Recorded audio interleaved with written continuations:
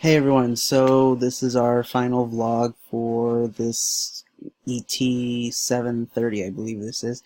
So the wrap up for this course, and I've taken away so much useful tips and software, and even some of the principles and theories that are listed in the books. Yes, I did take away some from that as well, and it's just I took away so much from this course that I can't wait to start implementing in my own classroom.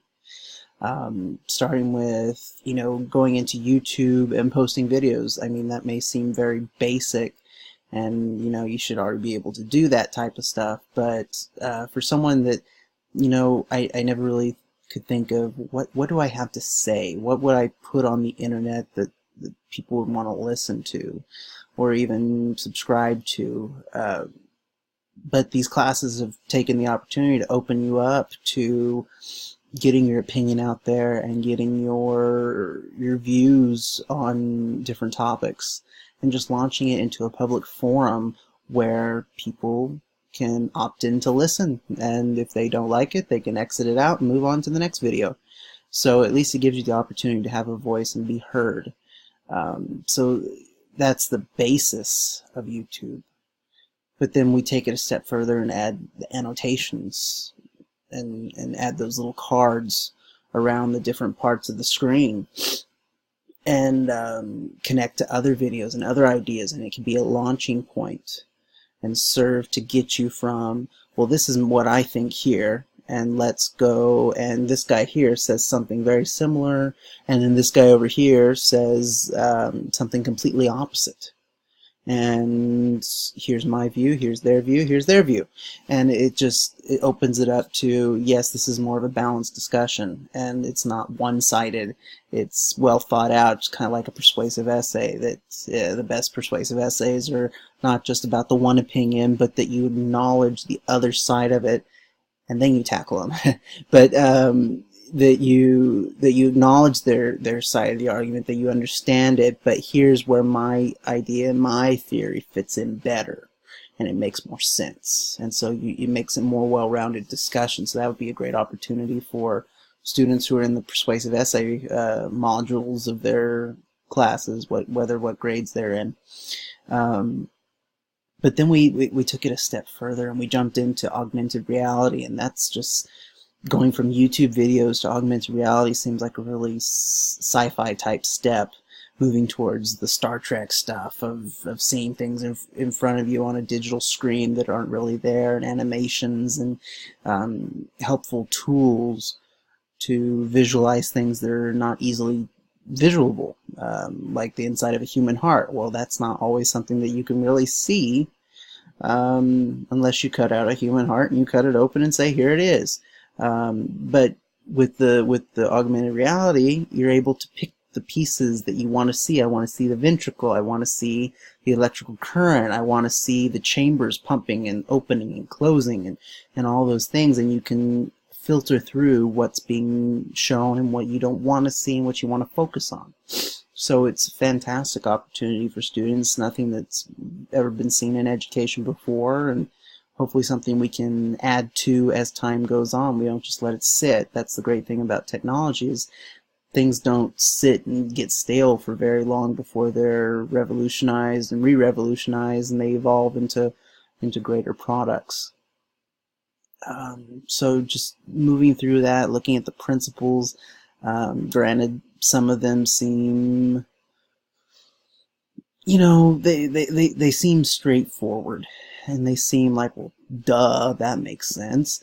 But when you get down to the fine-tooth comb of things and you start sifting through the data, not everybody, apparently it's not that much of common sense, and some people really don't see it that way unless you put them and say, here's the facts, here's the research, here's the data that proves and connects this idea as a valid concern.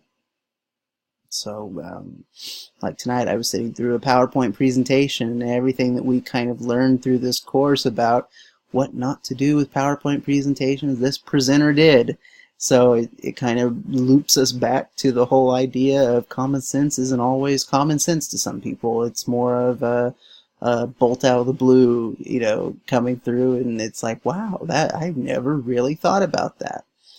So saving grace, I guess. But yeah, all these different things that we learned in this course were just so fantastic and so helpful, and I can see implementing all of it, no matter what position I'm in, as a regular school teacher, as a tech coach at the school site, or even a director of technology and educational technology for a district. You can see these types of things becoming important and filtering down to eventually reach the students and find a basis for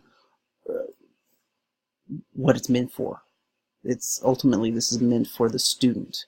This is meant for them to have access to these things, to broaden their horizons and see beyond the four walls that you have them every day. I don't want to, get off on a tangent here, but we often have students that all they see every day is the four walls that they sit, in your classroom. And they know nothing of a world outside of that, or of their community. Whatever their town may be, that's all they know.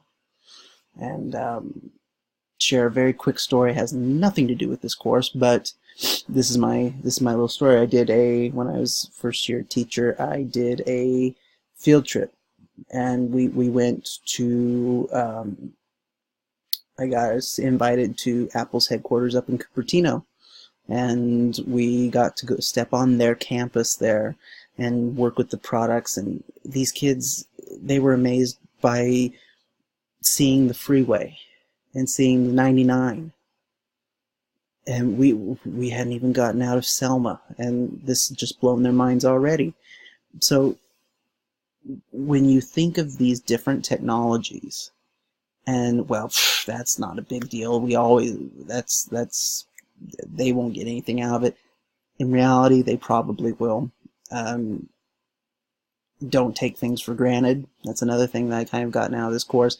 Just because it may not be something new to you, it may not be something revolutionary to you, does not necessarily mean that it may not be revolutionary to someone else. You always have to take other viewpoints into consideration and understand where other people are coming from to truly get a sense of what impacts the most and what will be the most bang for your buck, maybe, type stuff. So with Google Cardboard, trying to find the cheapest cardboard viewer that will work and fit on your face, and for a full class of 30, you may need to do some maneuvering there and buy the least inexpensive ones, like around $8. Even 8 times 30 is still going to get you around $240. So the prices will move.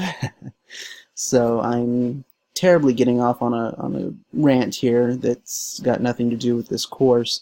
So I will just end it with Joe Marcus at Fresno Pacific University, fantastic teacher.